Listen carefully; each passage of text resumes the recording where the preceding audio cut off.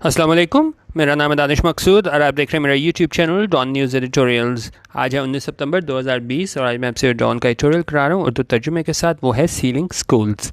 अच्छा, अब इस एडिटोरियल को लेने की जो सबसे मेन वजह ये थी कि इसमें जो है ना बिगिनर्स के लिए काफ़ी कुछ सीखने को मौजूद है।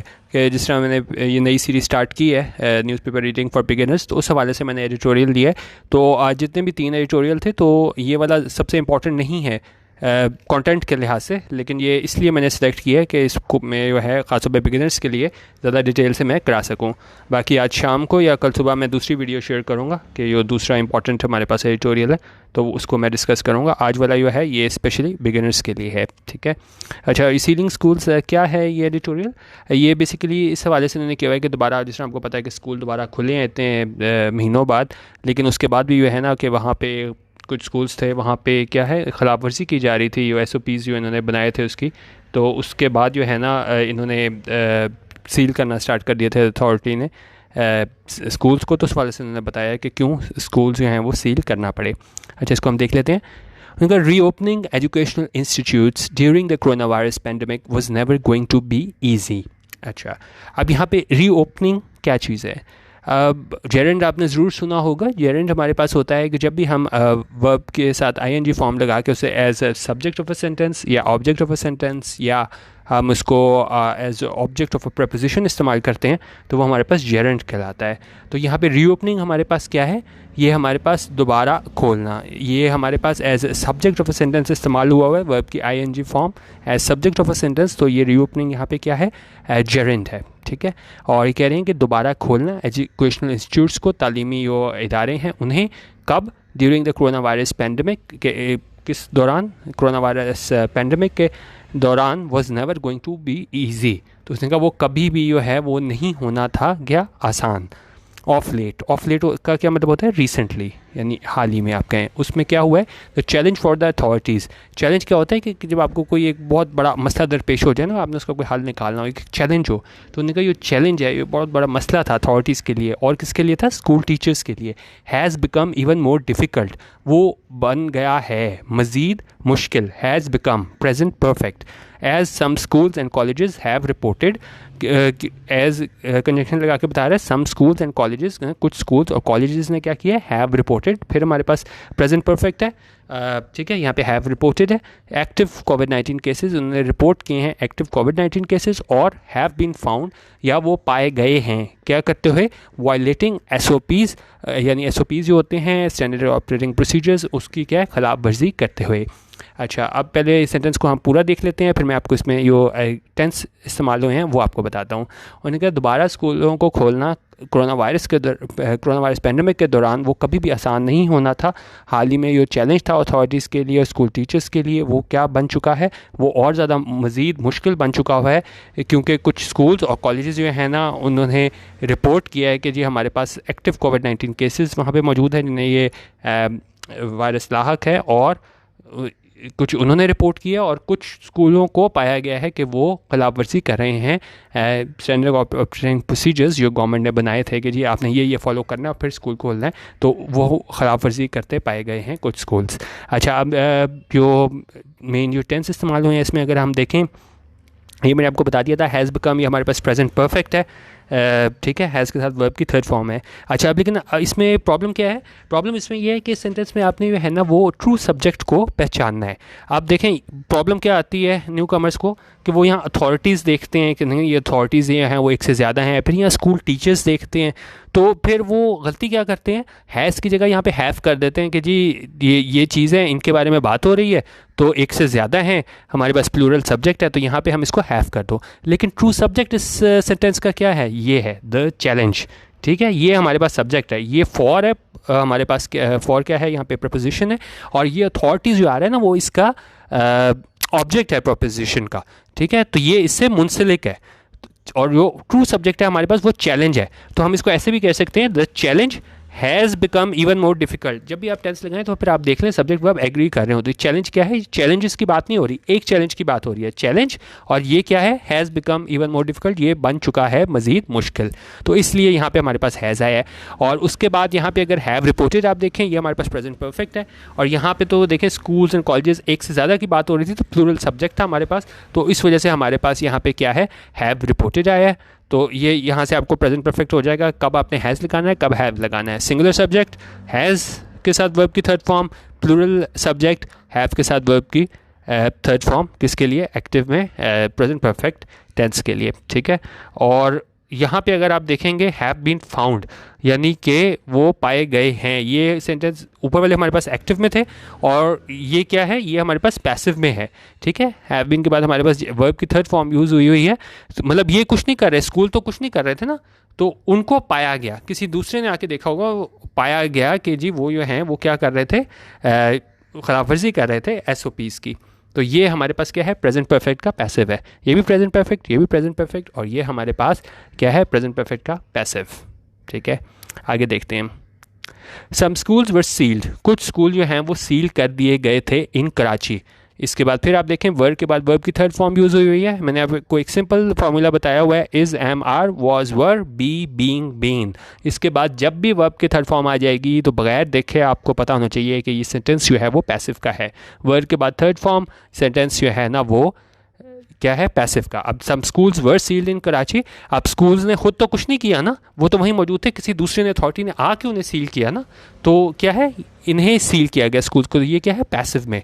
दिस वीक कुछ स्कूल्स को सील किया गया इस हफ्ते, आफ्टर अ सरप्राइज विजिट, और आफ्टर मतलब बाद किसके, सरप्राइज विजिट। सरप्राइज विजिट क्या होता है कि आप बगैर प्लान किए कोई विजिट करो, दौरा करो ना, और वो किसने किया बगैर बताए दौरा, by the Sindh education minister, जो सिंध एजुकेशन मिनिस्टर थे उन्होंने दौरा किया, उसने रिवील्ड, उसने जाहिर किया, ठीक है, सिंपल पास्ट इंडेफिनिट है हमारे पास, क्या जाहिर किया, that pre primary classes were going on, कि जो प्री प्राइमरी क्लासेस थी वो क्या थी, वर गोइंग ऑन, वो जारी थी। वर्ब के बाद हमारे पास यहाँ पे क्या हुआ है, वर्ब के साथ वर्ब की ING फॉर्म है, और ये क्या शो कर रहा है, पास्ट कंटिन्यूस टेंस, कि वो जारी थी classes, pre primary classes were going on, वो जारी थी, ऑल्दो अगरचे, only students of classes 9 to 12 have been allowed, और उन्होंने कहा अगरचे सिर्फ जो स्टूडेंट्स थे कौन सी क्लासेस के, 9वीं के से लेके 12वीं तक, हैव बीन अलाउड, उन्हें जो है वो क्या है, इजाज़त दी गई, इसमें although only students of classes 9 and 12 have been allowed to go back to school, और सिर्फ उनको इजाज़त दी गई है क्या करने के लिए, कि वापस वो स्कूल आएँ, ठीक है। हैव बीन अलाउड के बाद फिर हमारे पास क्या है, ये हमारे पास हो गया है प्रेजेंट परफेक्ट का पैसिव, ठीक है। जिस तरह ये हैव बीन फाउंड था हमारे पास, हैव बीन के बाद वर्ब की थर्ड फॉर्म, और यहाँ पे भी अगर आप देखें हैव बीन के बाद वर्ब की थर्ड फॉर्म, उनको भी जो है ना वो क्या है, प्रेजेंट परफेक्ट का पैसिव।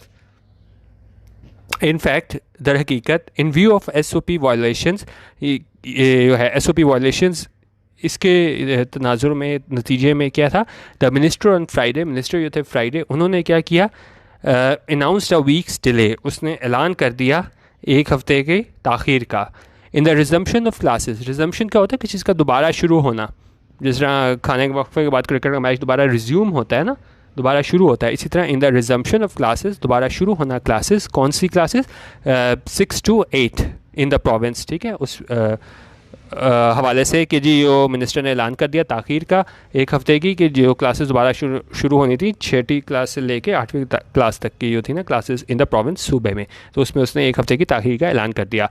इन पेशावर में क्या हुआ, the health department recommended, health department ने क्या दिया, रिकमेंड किया, आप कह लें कि उन्होंने मशवरा, उसमें किस चीज़ का मशवरा दिया, the sealing of some schools and classrooms, के कुछ स्कूल्स और क्लासरूम्स हैं उनको सील कर दिया जाए इन द सिटी, शहर में, as well as in other areas of KP, और इसके साथ साथ कुछ अदर दूसरे जो इलाके हैं KP के, वहाँ पे कब, आफ्टर COVID-19 केसेस वर डिटेक्टेड, उन्होंने कहा जो जब जो है COVID-19 केसेस जो हैं वो क्या है, वर डिटेक्टेड, ठीक है, उनका पता चलाया गया। फिर आप देखें वर्ब के बाद वर्ब की थर्ड फॉर्म है, ये हमारे पास पैसिव का स्ट्रक्चर है, ठीक है। COVID-19 केसेस ने खुद तो कुछ नहीं किया ना, दूसरे ने आके डिटेक्ट किया, तो वर्ड डिटेक्टेड, तो मेन चीज़ हमारे पास ये अहम थी कि जी दोबारा नए जो कोविड-19 केसेस हैं वो डिटेक्ट किए गए हैं। किसने किया ये अहम नहीं है, मेन चीज़ ये है कोविड-19 केसेस वर डिटेक्टेड। ये मैं आपको कहता हूँ कि बाय हर जो पैसिव स्ट्रक्चर है ना उसमें बाय को तलाश ना किया करें।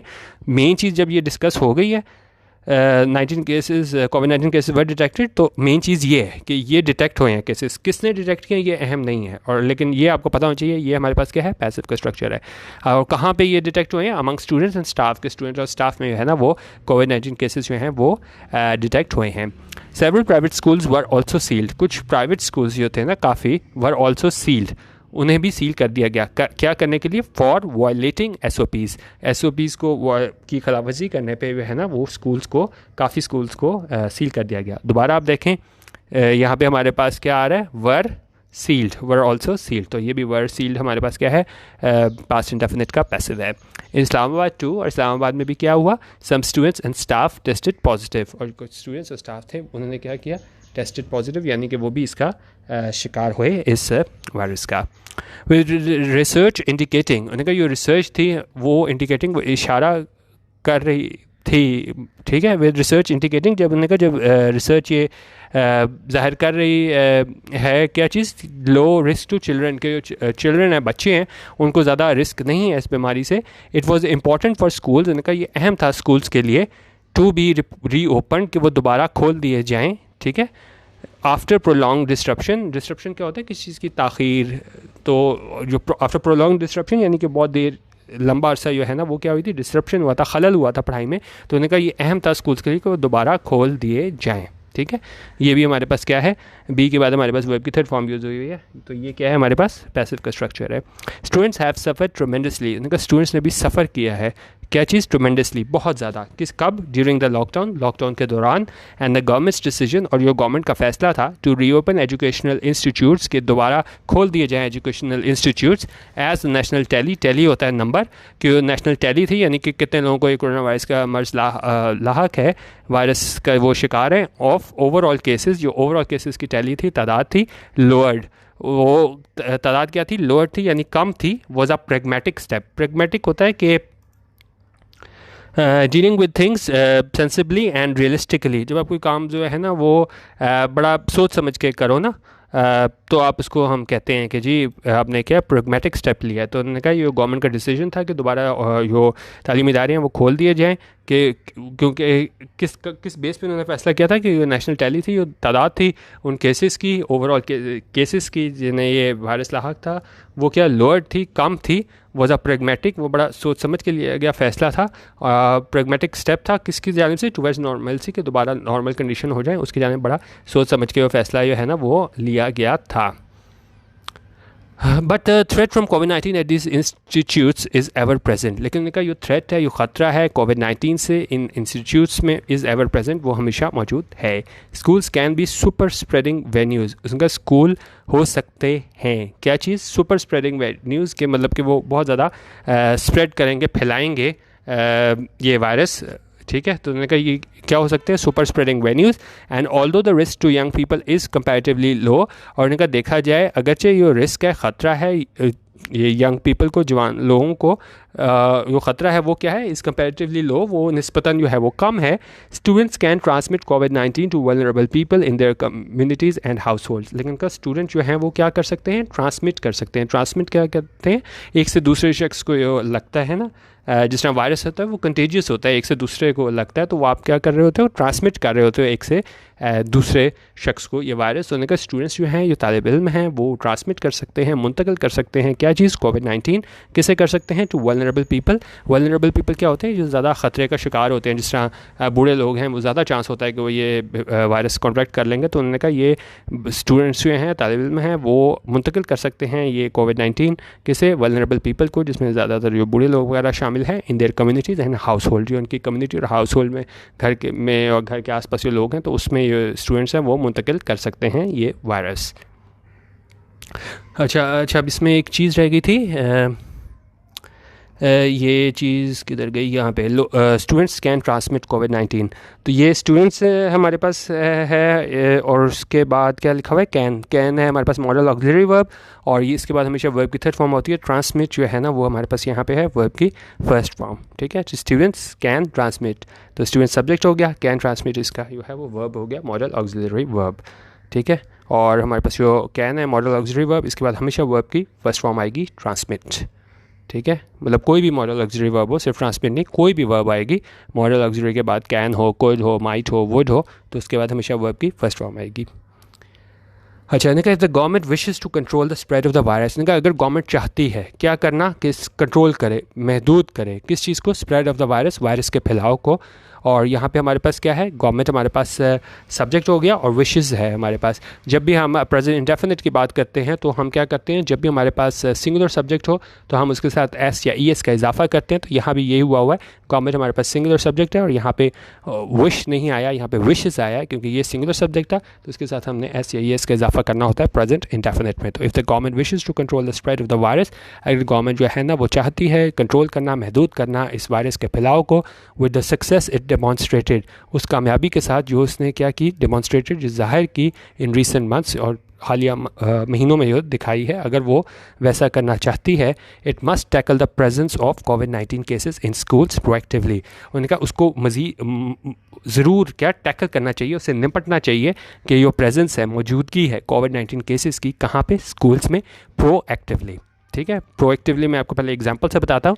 प्रोएक्टिवली देखें, ये हो जाता है कि ऐसे एग्जांपल समझें कि जी बाहर बहुत काले बादल आए हुए हैं और आप जो हैं बाहर बगैर छतरी के चले जाते हैं। अब आपको क्या पहले से सोचना चाहिए था कि भाई बाहर बारिश आ रही है तो आप पहले से छतरी लेके जाओ, लेकिन आप लोग नहीं जाते, बाहर निकलते हो तो बाहर एकदम बारिश स्टार्ट हो जाती है, तो फिर आप फटाफट घर आते हो और वापस छतरी लेते हो। और ये क्या है, ये आपका रिएक्टिव रिस्पॉन्स है। आपको पता था कि ये काम होना है लेकिन आपने नहीं किया, आप प्रोएक्टिव नहीं थे, ठीक है। तो प्रोएक्टिव ये होता है कि जब कोई मसला आ रहा हो आप पहले से उसका हल सोच लो। तो यहाँ पे क्या कह रहे हैं, तो ये उन्होंने कहा कि आपको क्या करना पड़ेगा, जो मसाइल हैं उनको प्रोएक्टिवली डील करना पड़ेगा। ये नहीं कि मसाइल हो जाएं फिर आप उसके हल के लिए जाओ, ठीक है। जिस तरह आपको मैंने एग्जांपल दिया, तो ज़ाहिर है आपको पता है कि भाई बारिश आने लगी है तो आप प्रोएक्टिव हो जाओ और पहले ही छतरी लेके बाहर जाओ। ये नहीं कि जब आप पे सर पे बारिश गिरे तो फिर ही आपने रिएक्ट करना है। तो ये भी यही कह रहे हैं कि जो हमारे पास है गवर्नमेंट, उसको टैकल करना चाहिए, निपटना चाहिए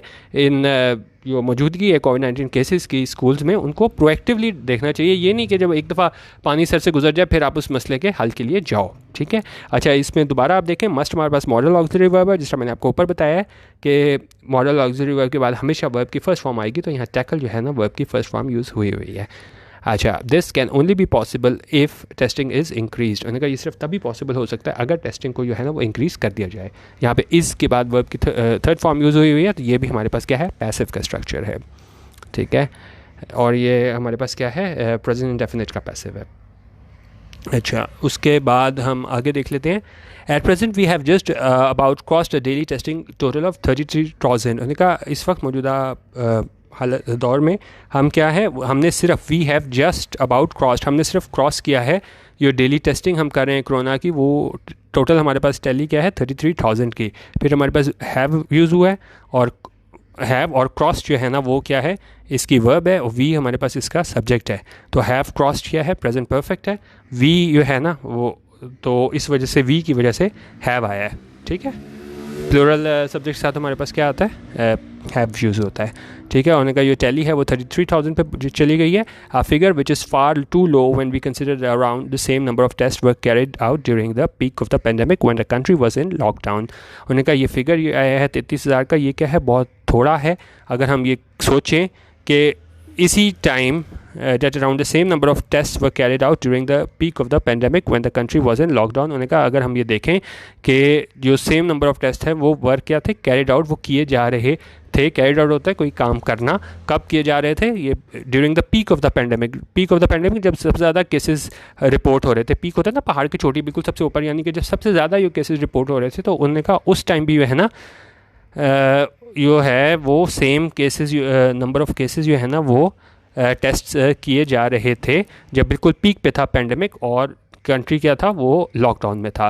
for the first time in a month, और उन्होंने कहा पहली मरतबा पूरे महीने में क्या हुआ है, 700 न्यू कोविड-19 केसेस वर रिपोर्टेड, कि 700 नए केसेस जो हैं वो रिपोर्ट किए गए, वर रिपोर्टेड। फिर हमारे पास पैसिव का स्ट्रक्चर है, कब, in a single day on September 17, कि सितंबर 17 को सिर्फ एक दिन में 1700 केसेस वर रिपोर्टेड, ठीक है। तो इन्होंने कहा इतने केसेस हमें दोबारा देखने को मिले।